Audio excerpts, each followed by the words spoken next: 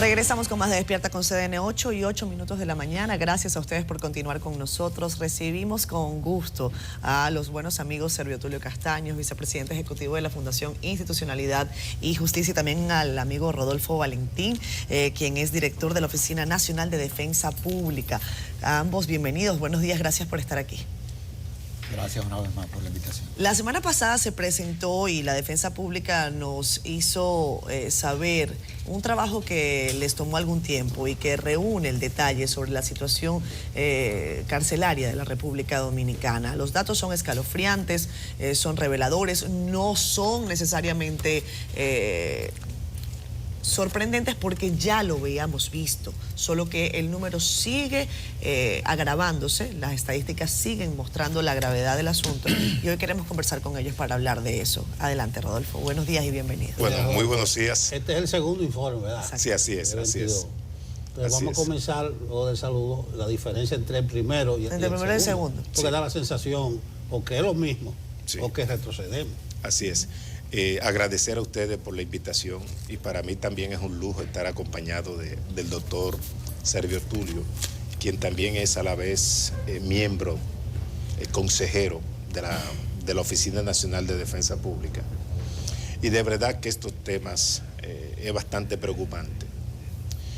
La ley 277-04 establece que la Oficina Nacional de Defensa Pública debe de rendir un informe cada año y publicarlo, ¿no? Y notificarlo a la Suprema Corte de Justicia respecto a los hallazgos, al levantamiento que hace la institución.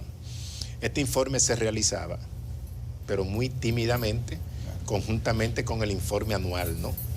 Y constaban más o menos de unas 15 páginas, que era como un capítulo.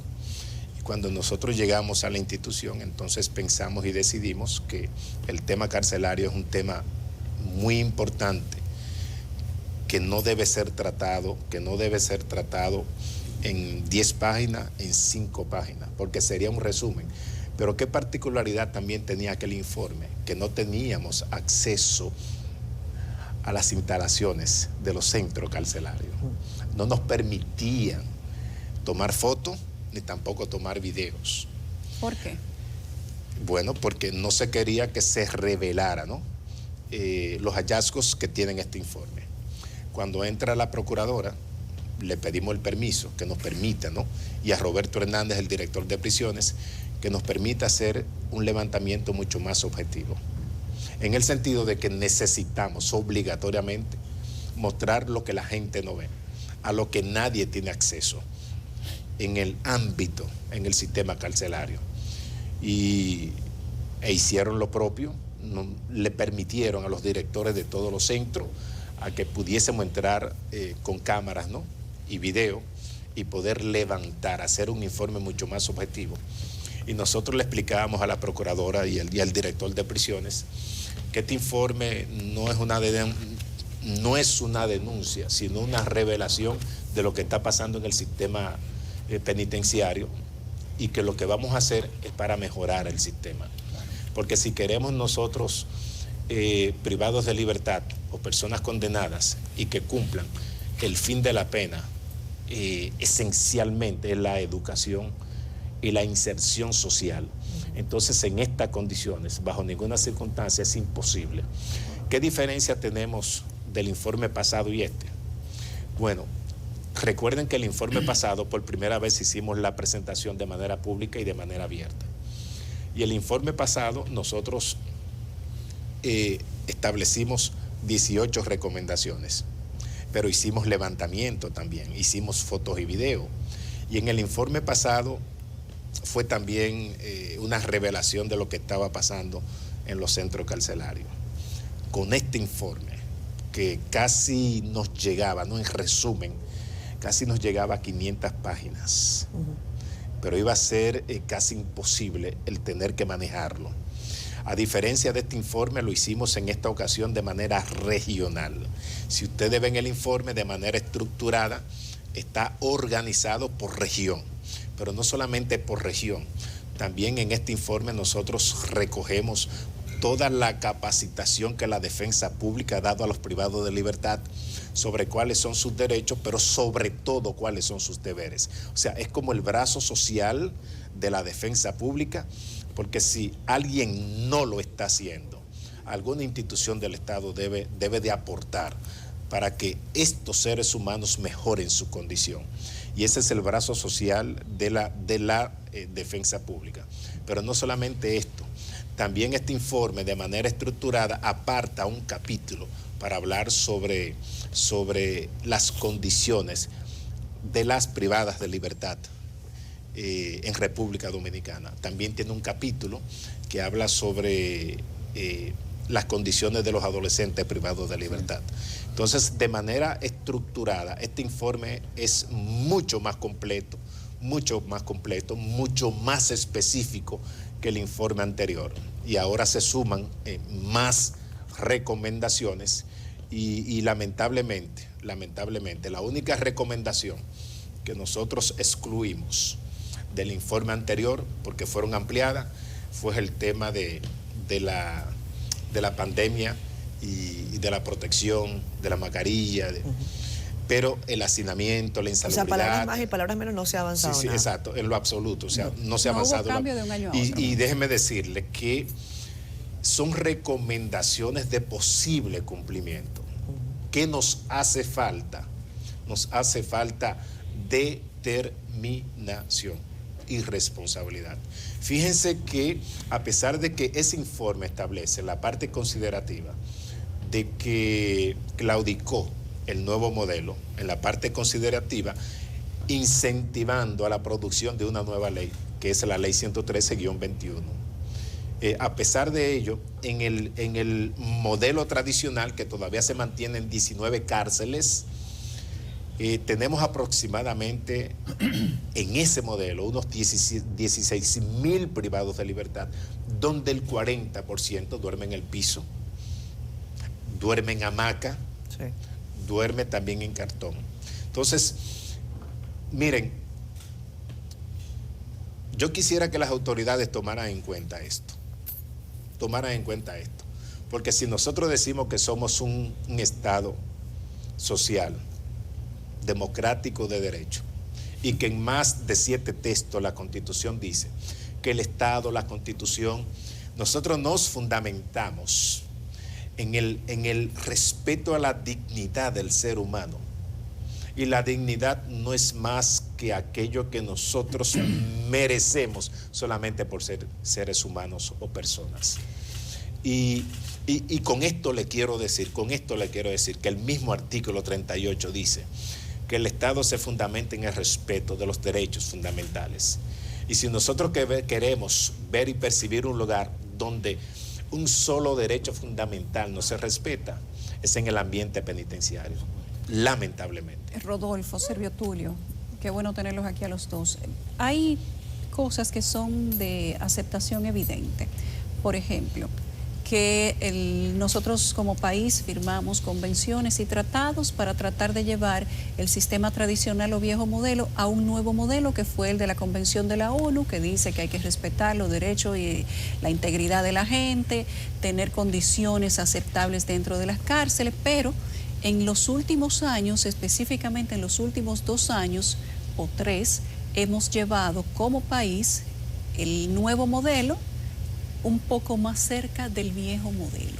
Se supone que eso no es lo que debió pasar, pero tenemos el mismo presupuesto, misma cantidad de gente, exceptuando los BTP que se están yendo en grupos, lamentablemente, que son los agentes penitenciarios los que mantienen digamos que la seguridad y la estabilidad dentro de las cárceles. Tenemos una Comisión Nacional de Cárceles, tenemos una Dirección General de Prisiones y tenemos una Dirección de Nuevo Modelo.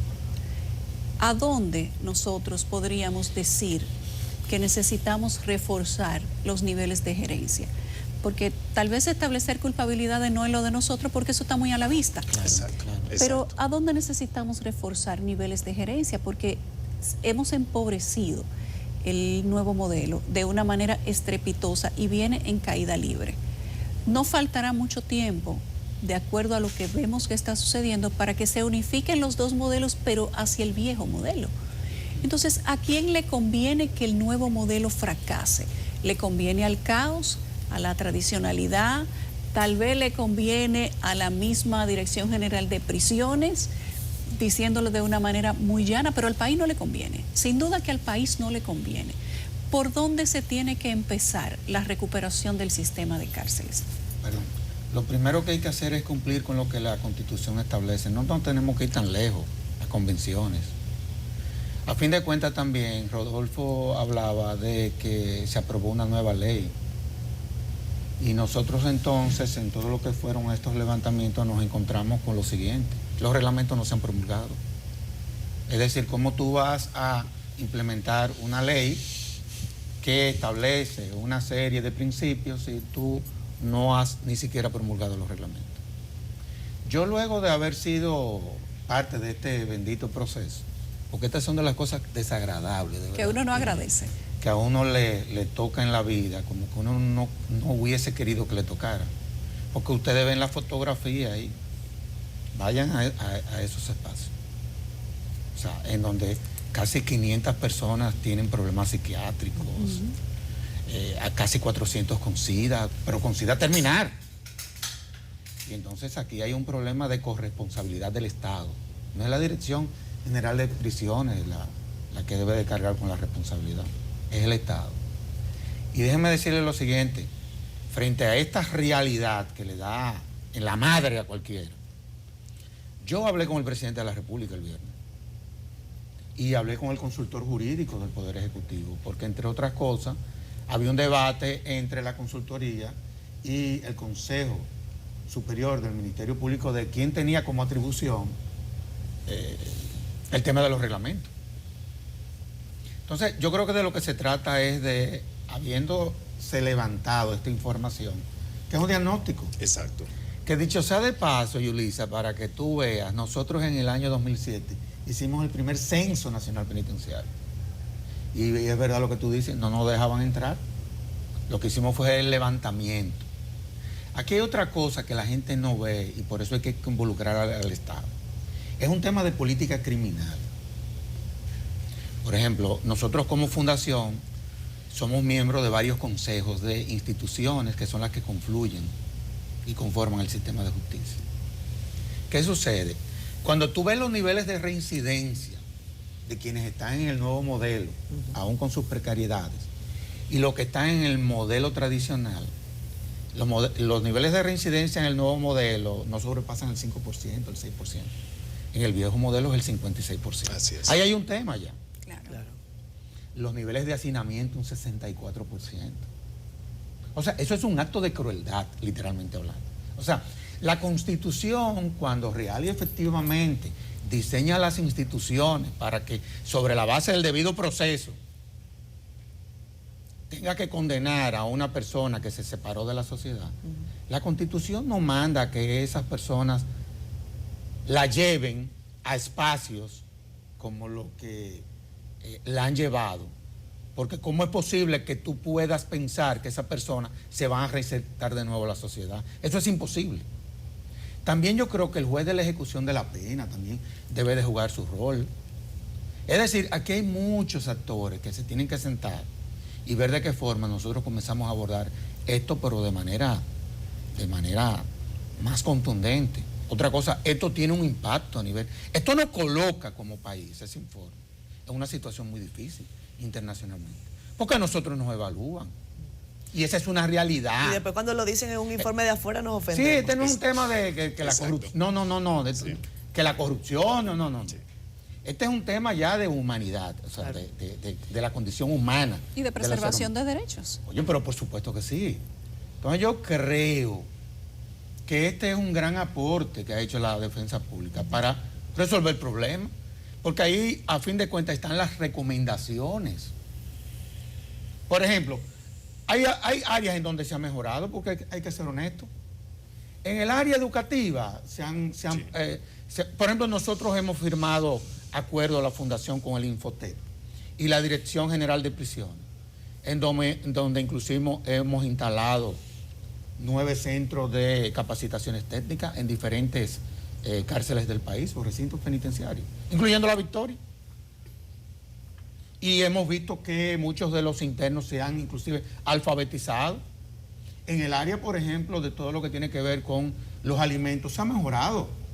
Se ha mejorado de unos años para acá. Se ha mejorado, aunque habiendo tanta gente enferma ahí.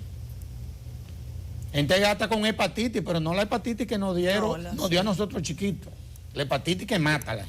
Más de 300 personas. Se supone que esa gente debieran de tener un sistema de alimentación adecuado. Pero por supuesto, no. Entonces son estas cosas que yo creo que deben de llevarnos al centro de la reflexión, a honor a la verdad, y que no es tan complicado darle solución. Porque las respuestas están ahí. Claro. Y yo creo que de eso es de lo que se trata, Yulisa. Pero no tenemos otra cosa. Aquí creemos que las reformas se limitan a estar aprobando una ley, a estar ratificando una convención. Esas son dimensiones de un proceso de reforma. A la burocracia. Aquí de lo que se trata es de resolver este tipo de problemas. El día a día. Valentín, Servio Tulio, me gustaría que ustedes me ayudaran a comprender ya la audiencia. Porque sí, ustedes hacen un diagnóstico. Y decía Valentín, esto no es una denuncia, es un reflejo de lo que está ocurriendo. Evidentemente es un reflejo que se constituye en denuncia. Sería más denuncia, y nosotros lo advertimos así, a que la Procuraduría permitiera, por ejemplo, a la prensa acceder a los centros penitenciarios, cosa que no hace, no hizo antes y no ha hecho ahora. Hemos solicitado en distintas oportunidades que se nos permita el acceso a los periodistas a los centros de detención, cosa que no han cumplido. Esta servidora, gracias a un diputado de la República, pudo acceder a un centro de detención en Higüey llamado La Carcelita, que eso da vergüenza, pena y dolor. Es lo que ustedes comentan. Y es una realidad que se lleva a otros centros penitenciarios, y ustedes lo han demostrado con este informe. La pregunta que quiero hacerles, a ver si logramos dilucidar el panorama, es, más allá de los reglamentos, Servio Tulio, tú comentabas esto, no hay que firmar grandes cosas. ¿Qué se tiene que hacer? ¿Cuál es la instrucción primaria de este tipo de situaciones? Nosotros tenemos una cárcel ahí está Las Parras, ahí está vacía, ahí está en un proceso, y tenemos hacinamiento del 70%, y tenemos un lugar que dice, no, esto es un cuerpo de delito, no se puede tocar. Entonces, a veces hay cosas que... Estado ya, sí, hay cosas que exceden la racionalidad. No del delito, esto ya es un problema de Estado. Claro, pero entonces, ¿qué hacemos, Servio Tulio? ¿Qué hacemos? Porque a fin de cuentas, yo no quiero que Valentín se meta ahí, en ese tema. Yo creo que la Cámara de Cuentas ha sido irresponsable en este asunto también. Porque tenemos esperando la bendita auditoría esa, que es la razón por la que, en principio, eso no ha seguido hacia adelante. Pero aquí hay un problema de Estado ya. Yo, honestamente hablando, inclusive se lo decía el consultor jurídico, porque a fin de cuentas, la actual Procuraduría, con razón, ¿okay? La Procuraduría nunca debió de haber estado metiéndose en construcciones de cárcel. Eso se le debió de haber dejado al Ministerio de Obras Públicas en esa ocasión.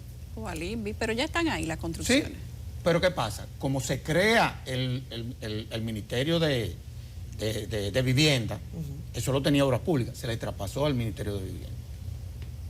Y no se ha hecho absolutamente nada. Si yo fuera el gobierno, pero independientemente de auditoría o no auditoría, claro, aquí hay un tema de Estado. Exacto. Tan sencillo como eso. Esto no espera, esto no aguanta más. Y otra cosa, esto que ha hecho la defensa pública, y quiero que quede bien claro, esto no es una ocurrencia de la defensa pública, es que la ley manda a la defensa pública a que tiene que hacer eso. La defensa pública con este informe lo que ha hecho es lo que la ley le manda y le obliga a hacer. Eso es número 3. Yo quiero dar fe aquí de la apertura que ha habido con relación a este tema por parte de la Procuraduría General de la República. Porque como decía Rodolfo, antes no dejaban uno entrar. Y el director de prisiones, Roberto Hernández, ha estado acompañándonos en este proceso. Hay que decir las cosas como son, por instrucciones de la Procuradora. Así. Entonces, lo que nosotros queremos dejar aquí bien claro es que si la Cámara de Cuentas no ha sido capaz de asumir esa responsabilidad, que dicho sea de paso tiene 3 años en eso ya. 3 años auditando Las Parras. Al Ejecutivo que asuma eso ya y punto y se acabó. Es bueno que tú hablas de un problema de Estado. Y Valentín, habla del Estado social de derecho. Ustedes se han ido a la esencia del problema. Claro. Entonces, sí, ahí está la Constitución, y es un problema de humanidad, de dignidad, y no se resuelve. Dice una televidente que hace falta voluntad para hacerlo. Voluntad. Decisión. Decisión y Eso voluntad. es una decisión. Resulta de forma que lo dejen entrar a la cárcel como que no lo dejaran entrar. Para fines prácticos es lo mismo, porque yo estaba viendo, Valentín, las recomendaciones, y excepto la precisión que tú haces del COVID es lo mismo. Y en el informe de este año, del 23, las mismas recomendaciones, y no hay voluntad de marcharle. Puede quitarle la mascarilla e imprimirlo de nuevo. Claro. Eso, sí, quita la mascarilla, miren el informe aquí. Entonces, ahí hay un problema grave, un problema serio, que pasa por... Bueno, eso meterlo en otra cosa, que la Procuraduría no debe tener el control de la cárcel. Eso para empezar. Para empezar. Usted ve la gravedad del Porque problema. tenemos un ministerio público bipolar. Que no, el problema es tan grande. Hay un conflicto evidente. El problema es tan grande, Servio Tulio, que tú decías como que hay que dar aspectos puntuales. Tú mencionabas el juez de ejecución de la pena. Sí. Tú le enviaste una carta, fecha 15 de marzo, al magistrado presidente de la Suprema y del Consejo de Poder Judicial, y ponía el acento en el juez de ejecución de la pena, una carta del 15 de marzo amplia. Eso a propósito de que dice en el Día del Poder Judicial el presidente de la Suprema que hay 16.000 presos preventivos. Y tú insistes, Sergio Tulio, en presos con sentencia definitiva, pero que el sistema no pone a su alcance las herramientas mínimas que puedan salir. Pero el juez de la ejecución de la pena le pertenece al Poder Judicial. Entonces, ahí vamos. Pero es que hay una ¿Por qué? corresponsabilidad Pero ¿por qué no sistema. enfocamos juez de ejecución de la pena y vamos focalizando? Porque el problema es tan grande. Es como un chiste que hace el Poder Judicial. Pero yo te voy a poner un ejemplo.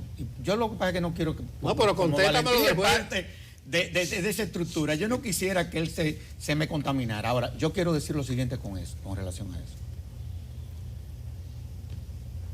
Y la cantidad de gente que se está muriendo ahí. Ahí debiera el juez de ejecución de la pena. Oficiosamente. Oficiosamente. Ahí ni siquiera hay que cumplir con un trámite burocrático. Es que el poder que tiene ese funcionario, tú no te lo puedes imaginar. Ahí hay un señor que tiene mutiladas las dos piernas. Una silla de ruedas. Con casi 80 años. Enfermo. ¿Qué hace ese señor? Exacto. En la Victoria Presa. Y con más de la... Con más de la mitad de la pena cumplida. Esos 300 y tantos enfermos de SIDA. Ese señor que aparece en la portada es un enfermo mental. ¿Qué hace ese señor ahí? Dicho sea de paso, desnudo. Esquizofrénico.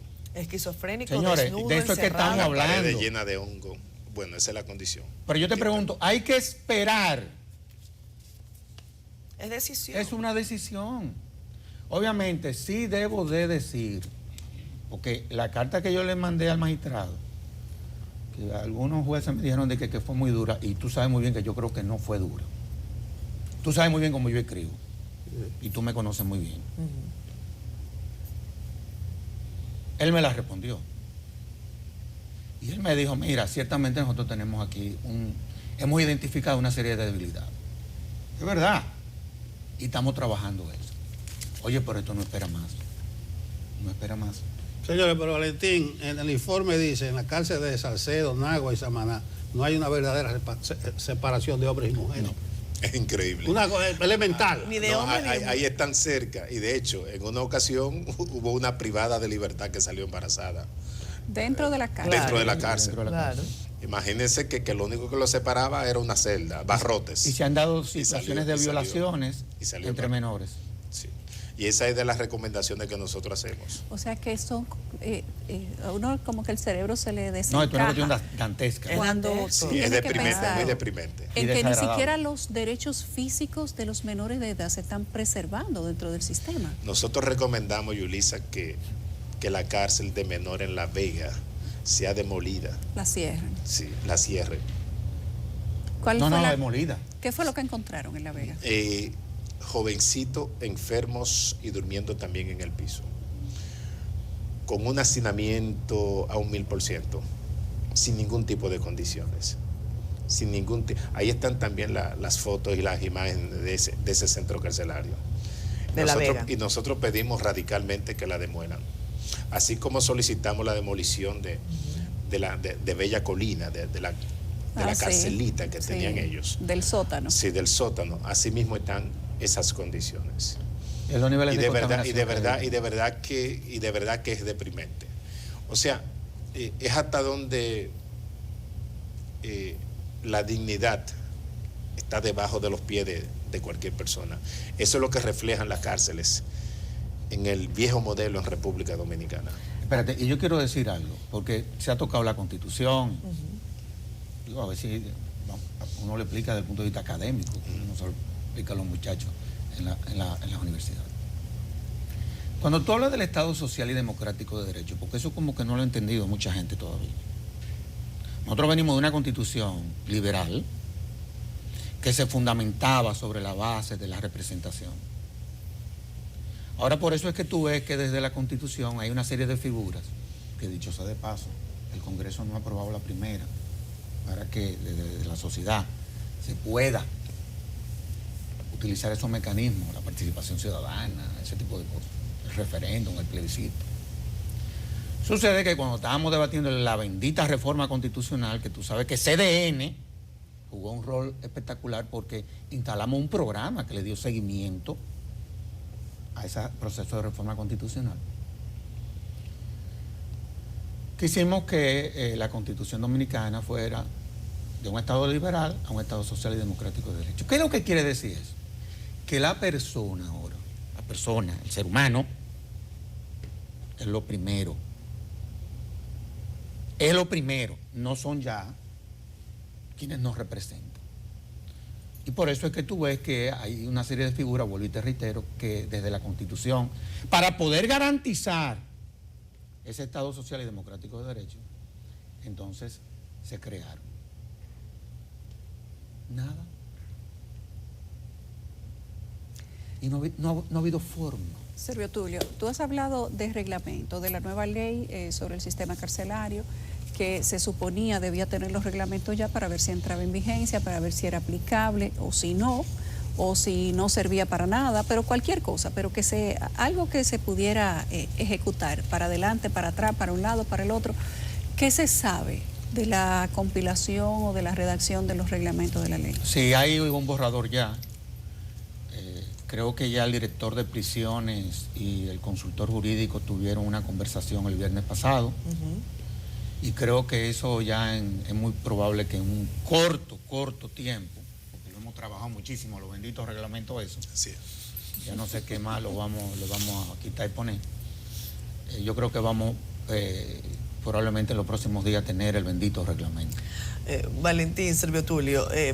Que no es suficiente tampoco. Servio Tulio decía que se reunió con el presidente de la República, Luis Abinader. Me gustaría saber si se puede, cuál fue la conclusión de esa reunión.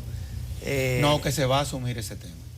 Que se va a asumir. Lo que pasa es, oye, como uno ha estado dentro de todo lo que son estos procesos, el presidente de la República, y yo puedo hablar en ese tono porque yo ni soy del PRM ni voté por Luis Abinader, para que lo tengamos bien claro. Pero el presidente de la República ha querido tener unos niveles de distancia con el Ministerio Público, que esa es una realidad. Como todo lo que tiene que ver con el sistema penitenciario es una atribución de la Procuraduría,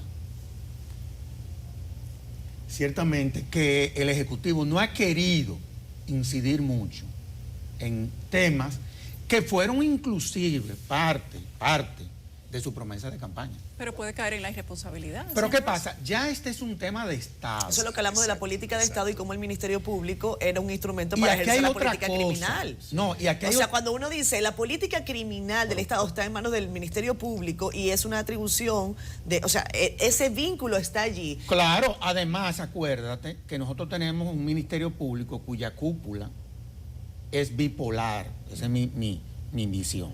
Yo fui Ministerio Público. Claro. Yo fui Ministerio Público. ¿Qué pasa?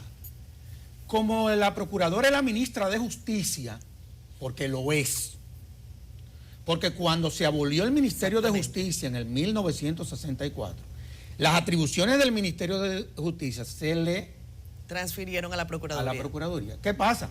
Nosotros tenemos una Procuraduría que desde el punto de vista de la persecución, es verdad, que la ley y la Constitución le garantizan la independencia funcional. Claro. Eso es una cosa. Pero ¿qué pasa? Que esa procuradora es también la ministra de Justicia. Es más, la procuradora es miembro del gabinete.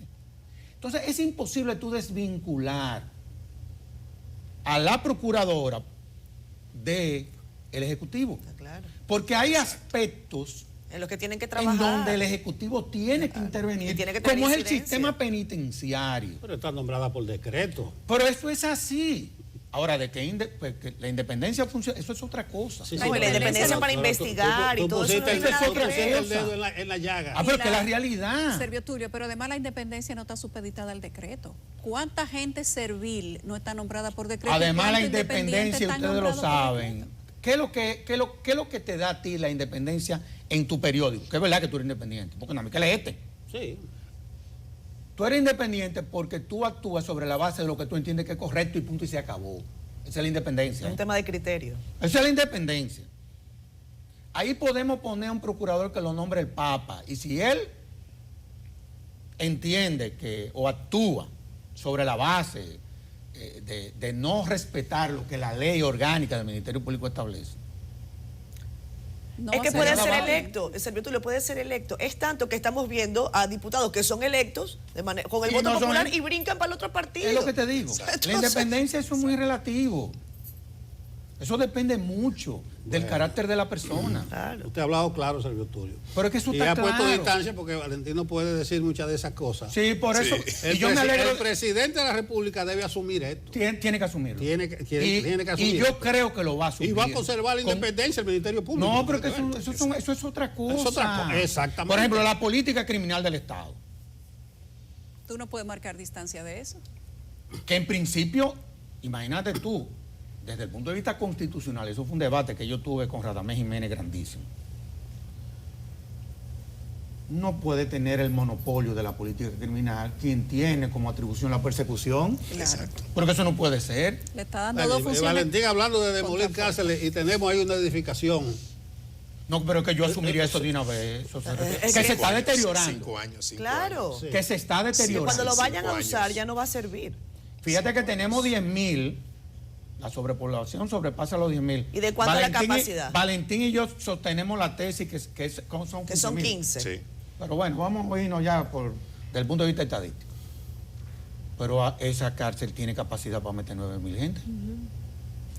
Y hay otra que está también paralizada, que tiene la capacidad para meter 1.000. Sí, la de Ahí están los benditos ¿Cuál, 10.000. Valentín? Negro Corto, San Juan. Bueno. Que está terminada. Sí.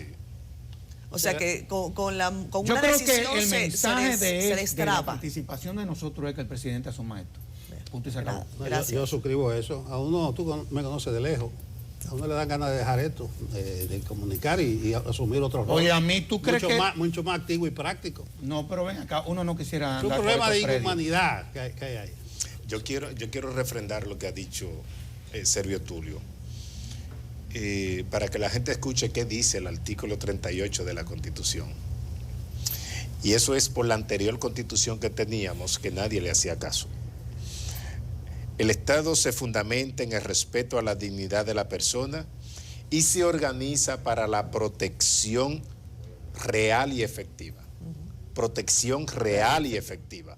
Parece que antes de este texto había una duda y que realmente no había una protección de los derechos fundamentales. Dice de los derechos fundamentales que son inherentes. Establece, la dignidad del ser humano es sagrada, es innata e inviolable. Su respeto y protección constituye una responsabilidad esencial de los poderes públicos. Y el Estado se constituye con todas las instituciones que en ella se estructura. Por ejemplo, yo creo que la solución debe ser integral. Mientras tanto, prisiones está escrita Procuraduría General de la República sobre la base de la ley 133-11, que es la ley orgánica del Ministerio Público, que establece que la Procuraduría tendrá a su cargo esta administración a través de la Dirección de Prisiones. Señores, ¿cómo es posible que nosotros, privados de libertad, unos 800 privados de libertad, enajenados mentales, cuando el mismo Código Procesal Penal establece que para estas personas lo que ameritan es una medida de seguridad. Una medida de seguridad.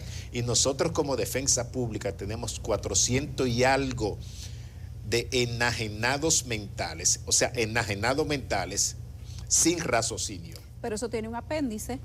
Cuando los saques de la cárcel, que no deberían estar ahí por razones... ¿A dónde los lleva? ¿Hacia dónde van? ¿Dónde van a ir? ¿Dónde Porque van? psiquiátrico está Entonces, por eso cerrado. le digo que el Estado es una estructura y el Ministerio de Salud Pública debe de incidir de manera Claro, directa. y jugar su rol. Y jugar su rol. Señora, a nosotros se nos están muriendo esos enfermos privados de libertad.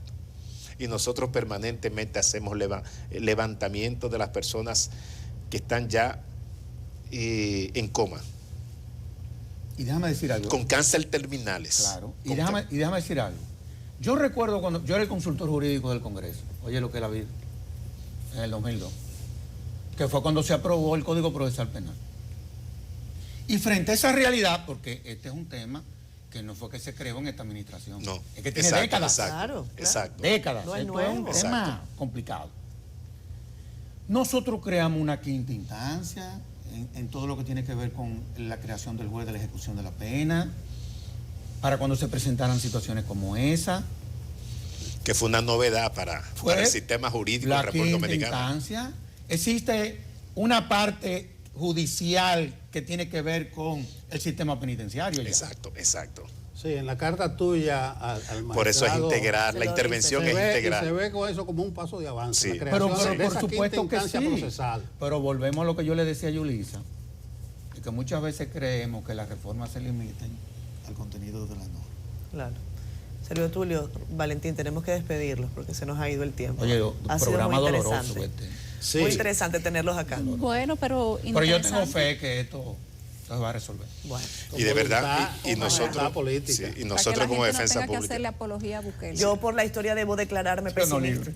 nosotros seguiremos insistiendo, porque yo Sí. creo que algún día a Montesino lo escucharán. Siga tirando tiros. a mí no me gusta, Y muera con la insistir. bota puesta. Sí, vamos a insistir. Miren, a mí no me gusta, yo suelo ser optimista, pero dada la historia, hasta que yo no veo un pasito de avance, no lo hemos visto en los últimos 3 años, no puedo ser. Pero mira, y yo sé que el programa... El terminó. informe de la victoria no ha salido todavía, ¿ustedes lo vieron?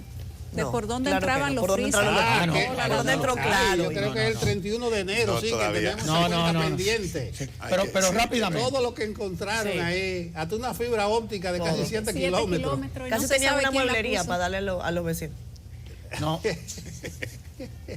Miren, yo creo, Terminamos. y ya terminamos, yo creo que esto se puede resolver y tengo fe de que se va a resolver. Yo creo que sí. Porque hay un grupo de gente que estamos empujando para eso. Qué bueno. Y quizás eso también era lo que hacía falta. Ayuda. Sí, sí. Probablemente. Ese Gracias. empujón. Gracias a ambos. Tenemos que irnos a pausa. Venimos enseguida.